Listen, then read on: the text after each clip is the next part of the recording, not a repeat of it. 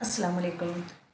Today we are going to look at some of the recurrent ideas in critical theory.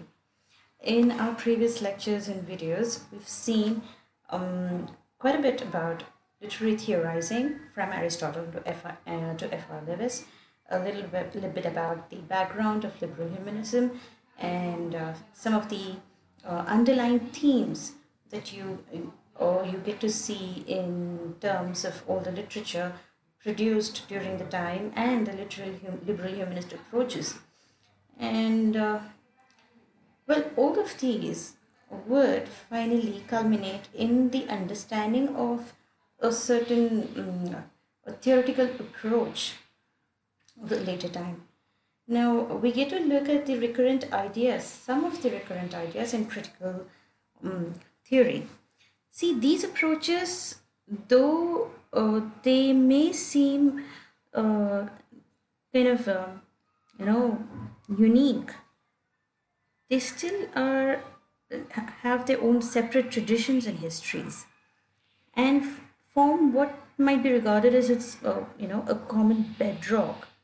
So instead of looking at it as a single entity, we need to understand it in terms of underlying beliefs, okay, underlying beliefs of critical theory. I would like you to keep in mind that the approach we had earlier is that of the liberal humanist approaches. And the tenets we understood, as it were of the tenets of liberal humanism as such. Today, we are going to look at the critical theory, the ideas embedded in the critical theory. At least these ideas seem to form the core or the basis of most of the theories that have been produced so far. All right. So, first and foremost, we get to understand through all of these theories that the basic givens of our existence, basic givens as in, see, for instance, now, in terms of sexuality, gender, our identity, probably religious identity or cultural identity or professional identity or any identity for that matter, or our individual, selfhood as such, me as a person, you as a person, all of this is fluid. Okay, so see, for instance, if I'm going to define myself in some manner, it it is going to be very fluid. I cannot completely define myself or enter into a description that would fulfill all the necessary criteria in which I fit, because the selfhood itself is a very fluid concept. I may behave in a certain manner in a certain time under a certain situation. Again, I may behave in a completely entirely different manner. You never know. Now, all of these givens of our existence as in our social position or a political position or a gender or a selfhood, individual selfhood, or any kind of identity we seem to embrace. All of these that seem to be givens are fluid, and they are unstable rather than fixed and reliable. Okay, theory, the underlying theme of critical theory is the understanding that all the givens are null and void. Null and void as in you can refer to them to some extent, as in you can say that I'm a woman, that this person is a woman of a certain age, of a certain inclination, or of practicing certain things, but you may only be able to touch upon it for reference sake. You cannot fully define it because this person is far more complex than any language could fathom or understand or explain, for that matter. All assumptions are socially constructed, dependent on social political forces and shifting ways of seeing and thinking. So whatever we assume, okay, whatever we assume about things or objects or people or ideologies, ideological structures, or institutions or organizations. These assumptions are all socially constructed, okay, and they depend on the social and political forces and shifting ways of seeing and thinking. As in, we depend on the social and political forces. For instance, see, I may understand probably a masjid or a mandir in a certain manner, in a certain angle. Okay. At the same time, another person with a different ideological background would look at the same structure, religious structure, in a different manner. Okay, my assumption is grounded in my background. Okay, my assumption is grounded on the social and the political forces in which I am living. For instance, a person living in a say for instance, without getting too political, let us say, you know someone from a Catholic background, okay, purely Catholic background, that person may look at the leftists in an entirely negative sense. Okay? Whereas the liberals themselves, they may understand the Catholics as being too restrictive. Whereas both may be right in their own ways, both may be correct in their understanding of religion or the civic practices. Yes, we do not. We can only assume. So all assumptions, for instance, we tend to assume, we have certain assumptions about old age, we have certain assumptions about childhood, about children, we have certain assumptions about men. Women have certain assumptions about men in general, and men may have certain assumptions about women in general. You never know. These are merely assumptions. You may assume, but you cannot claim to know. Okay, and our assumptions are based on the social and political forces. My society or my political inclination, that dictates what assumptions I hold. Okay, a Kashmiri may have an entirely different perspective about a certain government. Okay, at the same time, a certain state may have another, an entirely contradictory opinion about the same government. You never know. We're not merely talking about the governments or the institutions. I'm just talking about the ideology behind our assumptions. Okay, and our ways of seeing and thinking are always shifting. Can't do you have the same preferences that you held earlier? Maybe some 10 years ago, you may have, probably watched some cartoons. Not 10 years, maybe 15 years or more ago. You may have rather been fond of watching cartoons. Could you claim to say that you still have the same preferences? You look at the world in the same manner?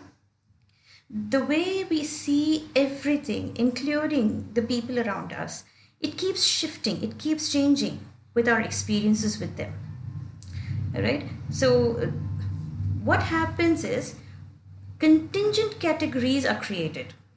Contingent categories, contingent as in very temporary categories. All right?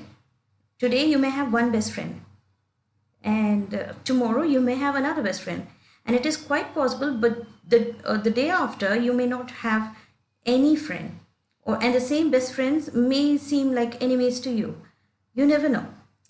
So the theories, the critical theories understand that whatever understanding we have of any literary text is bound to be contingent. It is bound to keep changing all the time. So there cannot be any absolutes. Absolutes as in absolute truth. This is it. You cannot say that so and so book says this. Right? Jane Eyre, for instance, may have been looked at as something that holds moral high ground, sets a moral stand for single impoverished women. But the way we start seeing Jane Eyre, I mean Charlotte Bronte. Those of you who are not familiar with Jane Eyre, please do look into it. The way we tend to see, this particular novel over a period of time after a couple of readings is entirely different. Okay, the book remains the same, you remain the same, the text inscripted in the book is the same, but what happens, the way you are looking at the book changes. It no longer looks like Jane is being upright or taking up a moral high ground. What we are looking at is Rochester taking advantage of Jane. What we are looking at is a certain patriarchal domination being impressed upon the women. We take a feminist standpoint at some time. We may take, we may start sympathizing. In the beginning, we may probably not be very fond of Bertha Mason. She may seem like an imposter. Okay, for an untrained mind, when you're reading that book for the first time, Bertha Mason comes across as someone who is an imposter, who is an intruder in the lives of Jane and Edward Rochester. But what happens after a couple of readings, you tend to look at her entirely different. Your sympathies start leaning towards Bertha rather than Rochester or even Jane. So the way we are looking at the world keeps constantly shifting, and the way we think, it keeps constantly changing, and that is quite normal. No need to be ashamed about it, because you can be, as I don't know who said that. There was some adage about how you can be born in a church but not die in one. Okay, you can take your instructions from a master, but you have to cut the cord at some point. You cannot keep your as I say, you cannot be tied, keep yourself tied to the master for the rest of your life. You have to start thinking in as an individual, right? So your mind is supposed to change. It is supposed to evolve. Okay, so contingent categories rather than absolutes are created, as in momentary categories, temporary categories are created rather than giving absolute truths. So basically, it is essentialist in nature. I'm sorry, I seem to have made a mistake here. It's basically non-essentialist in nature. As in, essentialism would imply that everyone has a single given essence, okay? All the constituent parts that make a whole. As in, if I am made of certain essences, my personal essence. But then, the theory tells you that you don't have to posit yourself, essentially. As in, you don't really you can be multiple things at once. Okay, no individual clear essence is required. All right, so the second idea we'll be dealing with is that all thinking and investigation is affected and determined by prior ideological commitments. As I mentioned earlier, our assumptions are constructed dependent on social and political forces, right? So it is constructed depending upon the social and political forces. The same goes for our thinking and investigation. Assuming is one thing, but thinking and even our investigating, assuming is like arriving at a conclusion ourselves. Okay, I assume so and so is such a person. That is assumption. But investigating is so and so this kind of person asking a question. What Peter Barry says is that we tend to color our investigation with our own prior ideological commitment. Now, see, ideological commitment would simply imply that we already have had a certain conditioning of our minds. Okay, we have already certain ideas in our head about a certain thing. So when we get to investigate, say for instance, something has gotten stolen. Okay, something has gotten stolen. I'm just giving you a very simple idea as to how our investigation is colored by our prior commitments. Something has gotten stolen, all right, and it's a place where Muslims, good upholding Muslims are treated as terrorists. Okay, so anyone with a skull cap, anyone wearing a skull cap and a beard would be the first suspect, would be the first suspect in the scene. So what happens is that the minds of the people who are in that scene are preconditioned to assume the worst of anyone who wears a skull cap and a beard. All right.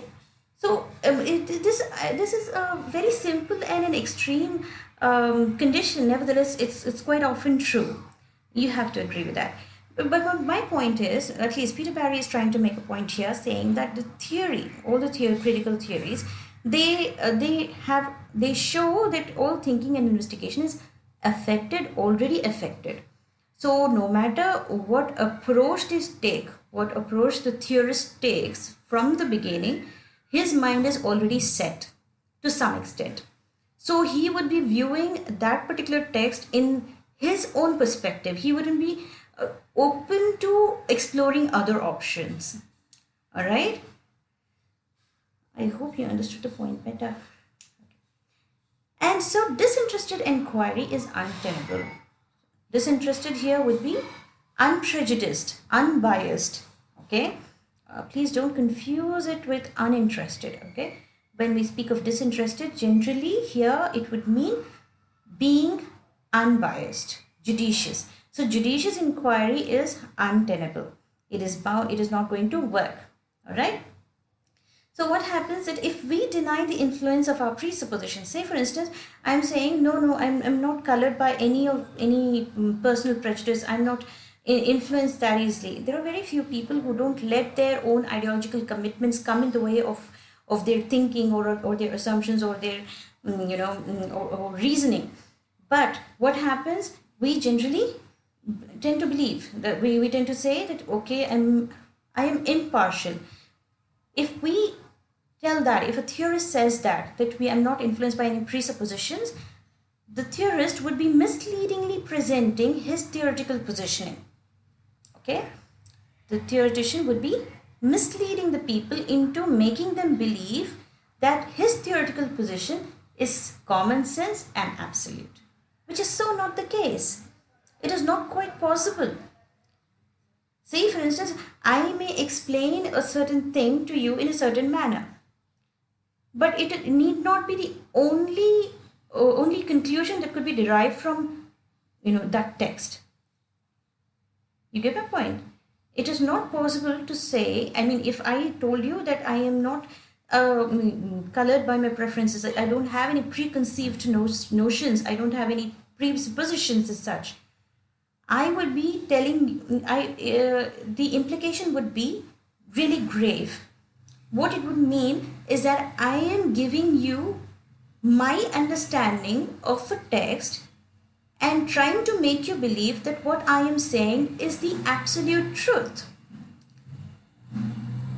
Which is really, do you think it is right?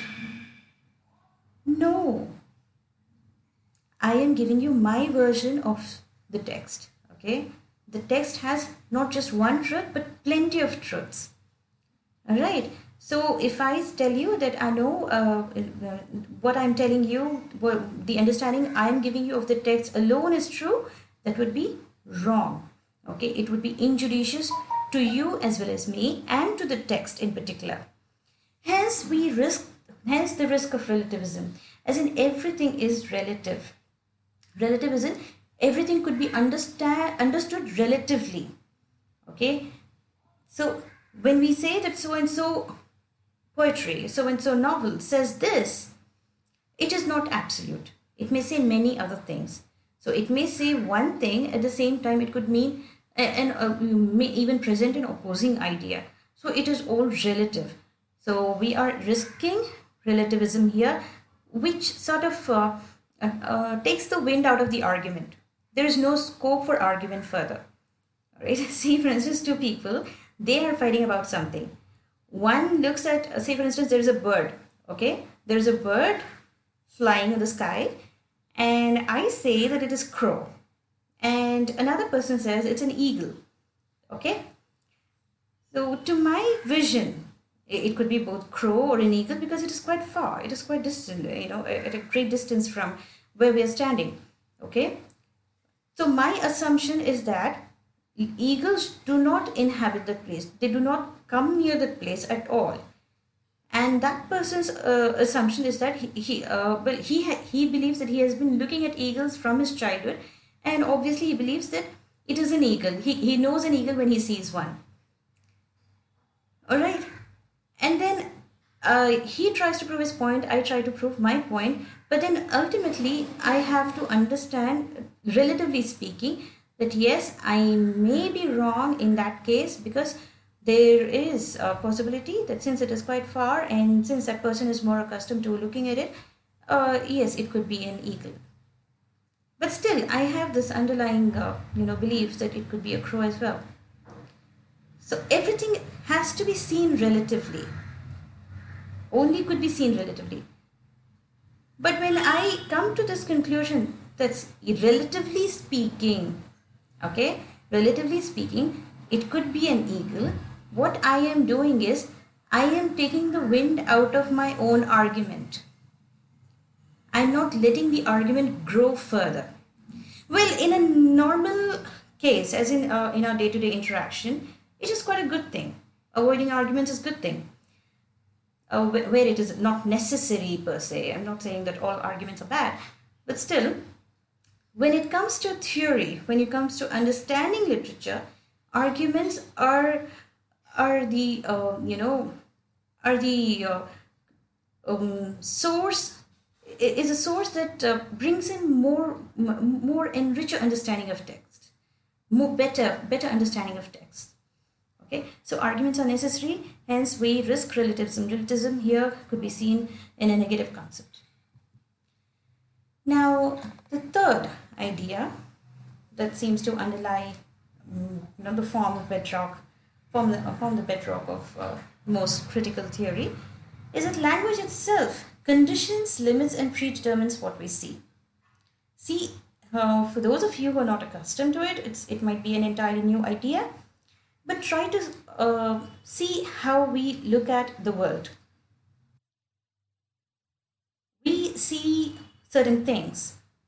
Okay, just look around you. What do you see? When I ask this in a class, the natural response would be a blackboard, chalk piece, or maybe benches, tables, a couple of books, pen, lunchbox, bags, probably even some phones or projector. We name things. When we see the world around us, what we are doing is we are naming them. So for instance, there is an alien object in the class. Okay? An alien object that cannot be defined, that you have never seen before and you don't know the name of. How would you explain that thing? When I say, what do you see? And you're looking at that particular thing, how would you try to define it?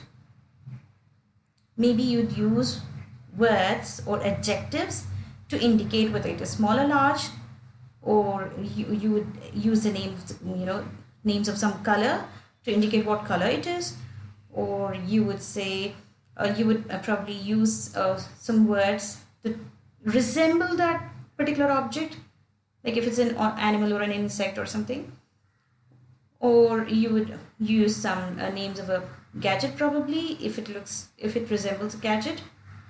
Yes. What the general understanding of the critical theorists is that language itself conditions, limits, and predetermines. Okay, conditions. It creates conditions. Okay, it makes things possible by laying down conditions, and it limits as well. It sets limits for to what extent things could be, and predetermines. It is already determined. Okay, the language predetermines everything we see. Even before we utter the name of the object, our mind immediately, that is, if we are accustomed, whatever language we are accustomed to, our mind immediately sends the signal saying that so and so is a pen, or so and so is a phone. Yes, it is already predetermined. So what happens is we get to understand that everything is a linguistic or textual construct. Okay, things don't exist before the presence of the before the presence of language itself. So the language itself seems to give life to everything around us, because without language we won't be able to utter anything, able to understand anything. All right. Language doesn't, or it's a textual construct. Unless we know it from a text, it need not be a textbook alone. Unless we see it written somewhere, we don't tend to believe it. See, that's the power of the word. No wonder God created word first. Anyway, language doesn't record reality. Okay, we tend to believe that language is used to record reality, but it seems it's not the case here. Language does not record reality. It shapes and creates it. So reality, how is reality created? Through language. Okay, we may tend to assume that language is something that, of course, language does record reality to some extent. I mean, all recorded versions of whatever happened, whether oral or literal, everything is recorded through language, no doubt about it. But basically, primarily actually, you could say that language itself shapes and creates it. How many wars have been fought because of one little word? How many battles have been won just because someone threw a challenge? How many, countries have been annihilated just because one person used a word in a sense that was not acceptable to another person? That is large scale. Even in your day-to-day life, every action takes place mainly because you used some word, you said something, you promised someone something, you offered someone something, or probably you just did utter a word that was acceptable or not acceptable, or some way made things of the preceding time or the following following time possible. Think about it. I want you to seriously think about it. How language seems to shape and create reality. That's why, very often we are told, mind your tongue. Why do we need to mind our tongue? Because once the words are spoken out loud, you cannot take it back. And once it's out there, it takes its own form. It has its own life. So the whole of a universe is textual. You have to understand this, that the universe itself is textual. When we speak of universe being textual, what we understand is that the universe itself is constructed through an understanding of language. Okay, meaning is jointly constructed. So when we come to the book itself, see, for instance, if I'm reading probably Charles Dickens, Dickens may have meant something. Okay, he may have intended something by creating probably Micawber or Uriah Heep and all those characters. He may have meant something. He may have intended something. But what happens is, unless the reader reads it, the writer's intentions are useless. Okay, so who gives meaning to the book?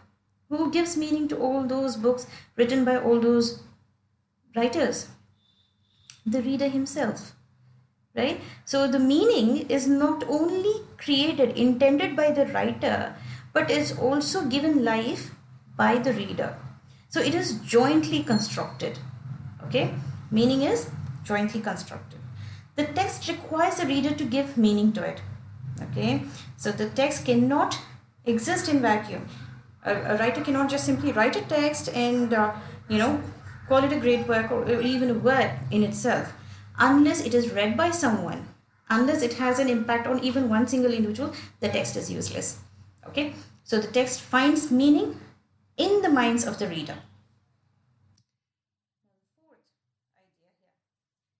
Definitive reading is bound to fail. So ultimately, what we can understand is that you cannot have a definitive reading. You cannot say that so and so book means such a thing. It is not quite possible. So meanings in literary texts are never fixed and reliable, but are always shifting, multifaceted, and ambiguous, creating infinite webs of meaning. So any literary text, no matter what genre it is, the meanings embedded in it are never fixed and reliable. They are going to be shifting. How do meanings change? Try reading Shakespeare's works. And then look at all the theoretical works. There's a canon of theoretical works on Shakespeare. Read them all. And you'll find so many contradictory points of view depending upon the age in which his plays have been read and understood and commented upon. Why the same text, as you like, or even Merchant of Venice? At one point, Shylock is seen as someone who is the epitome of villain, of being, epitome of villainy. But then there comes an age when you start sympathizing with that character, when you totally justify all his actions, and you start, defending him. Yes. So how does this happen? The text remains the same, and no words have undergone any changes. What happens is that the meanings, they keep shifting, because the political mindset or our ideologies, they change, they shift, they mature, ripen. And these meanings are so multifaceted. Every word seems to have so many meanings, in context, out of context, that they become ambiguous at point. Ambiguity, I said, it makes any work of art really, really rich. And it creates infinite webs of meaning. When there is ambiguity, you get multitudes of meaning. And these multitudes of meaning, in which each and every single meaning seems to have its own life. Texts are self-contradictory. So what happens? Now, one text, it may seem to say something, at the same time, it may also give you an entirely contradictory idea. You never know. There are so many books. Every single book, actually, I should say, any book you come across, whether it be modern writers or the classics, they all seem to convey certain virtues. At the same time, it also seems to uphold certain vices as well, defending those vices or why they came to be about. Yeah, texts are self-contradictory. Now, this is where we have the grounding for deconstruction of texts. Literary texts are independent linguistic structures. Now, what could you possibly say? The literary texts itself, they have their own independence. They are linguistic. They could be seen as independent linguistic structures, rather than fix them into any particular box. Okay, it has its own independent life. Author is always dead or absent. When we say author is dead, we do not mean it literally, only figuratively speaking, that for the theorist, the author is immaterial. Okay, for him, the author, even though living, even though the author might be quite alive, is still dead, because the author has no control over his work once it is out of his hand. Okay, so the author is always dead or absent. The theoretician can do just about anything with it, can interpret it in any way he wanted. Sometimes the author has to defend his work, okay, saying that I did not mean this by this. Okay, it's happened quite often. Now, the last idea, totalizing notions are held in distrust. Totalizing notions, as in, we tend to totalize everything, generalize everything. So generalization is not accepted by the theorists. So there are no good books Each is a product of some socio-political situation, and the situation itself cannot be suppressed. You see, we tend to believe that Milton's work is good, or Shakespeare's work is good, or the Victorians, their work is good, or even modernists, Eliot, all those people there, the Irish writers are good. This book is good, that book is good. No. The theorists believe that no book could be held as a good book, mainly because every book is the product of the times in which it was produced. Okay, so whenever a book is created, it is because there has been some kind of social upheaval or some political situation that has warranted the existence of that book. Okay, the writer has produced a book in response to some social or political influence. So when this particular book, after a period of time probably, is elevated to the ranks of good book, we tend to forget the situation that produced this work. Okay, you cannot create a masterpiece in vacuum. You need to have certain colors to fill in, certain particular light to help you fill those colors. So that is what is provided by the socio-political or any economic or whatever situation it is, or the psychological state of the person. All of these contribute to the making of a book. Okay, so you cannot generalize certain books as good books or certain books as bad books. Concept of human nature as a generalized norm. Now, when we say that, it's just nature, it's just natural to feel like that, it's natural to behave like that. Human nature cannot be generalized. Well, this is something you can contend with at point and have to agree at some point. Okay? Because see, the concept of human nature as a generalized norm transcends the idea of a particular race, gender, or class. It is beyond the race, it's beyond the gender, beyond. Women are bound to be more sensitive than men. How many of you agreed with this statement? Women cry easily. How many of you agree with the statement? I have seen men cry. I have seen men being more sentimental than women. And I have seen women more hardened than men at times. At times. I'm talking about at times. So human nature cannot be seen as generalized. You cannot say that all black people are violent. You cannot all white people as refined and cultured. You cannot say so-and-so race is backward. All these generalized notions are seen or held in distrust by the theoreticians. Because what they have come to understand is that these norms are most often Eurocentric or androcentric. Eurocentric, as in the European standards are centralized, are the criteria with which everyone is judged. Androcentric, as in masculine norms, masculine ideas that are held in the center, that are used as yardsticks with which to measure everyone else. Okay, you cannot call a woman weak just because she is not muscular or she cannot take up too much weight, heavy weights. That is one kind of strength, what men have. Okay, but the parameter with which you judge a woman's strength has to be entirely different because she is built different. So a woman can be equally strong just as men, but in a different way. Men are supposed to be weak just as women are. They have their own vulnerabilities. Men have their own vulnerabilities. They have their own weaknesses. They have their own sentiments. They are, liable to make certain errors, mistakes in life, just as women. But the way they've been built is different. That's why all the problems are different. Women's problems are different. Men's problems are different. So you cannot use the scale made for men to measure women.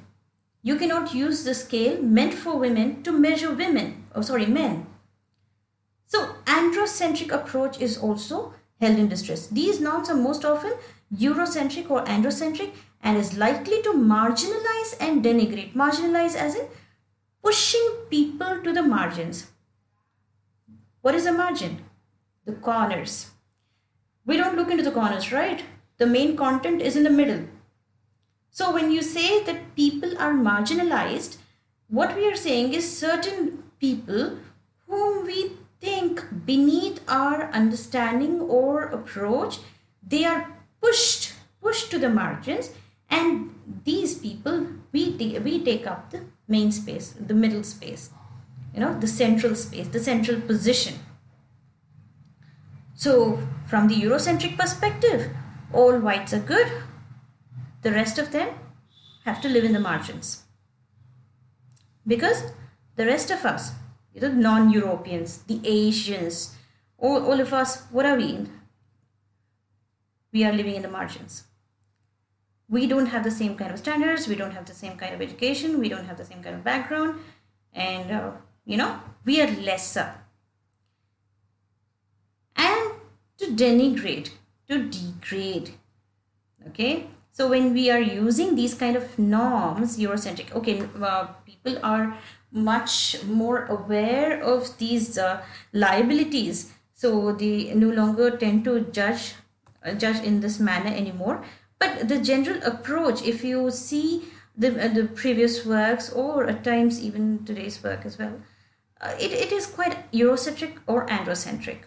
Okay, even the portrayal of women. When we look at the portrayal of women in most of the works, what you see is women are seen as quite fickle or weak-minded, or vulnerable, or in many ways they are made to seem less. Okay, not different but less, because they are being measured with this scale, androcentric scale. Okay, and that's why the women, even women, the other people, the the ones of different races, they are pushed to the margins. And what happens? These norms would like, if you uphold these norms, they even deny the humanity of women or disadvantaged groups. Okay, so those groups that are disadvantaged, they are pushed to the peripheries. I forgot to close up with a bracket. To sum it all up, we could put it in, at least Peter Barry puts it in these 5 very terse points. Politics is pervasive. So when we speak of politics is pervasive, that is, every single thing that we see or believe or think is determined by the political and the social situation in which we are living. So any text is because of its political or social background. And politics enters every single part. It does not leave anything out. Okay? It is all consuming. Language is constitutive. Language is constitutive as in language is what makes the world. It constitutes the world. Truth is provisional, as in truth is only a momentary thing. It is just made to understand or as a reference point. Truth is only used as a reference point for some things. Okay, it cannot be absolute. Meaning is also that's what meaning is contingent. So whatever you read, whatever you speak, whatever you understand from a speech or writing is momentary. It just needs to serve the purpose of that particular time. Meaning is contingent. And human nature is a myth.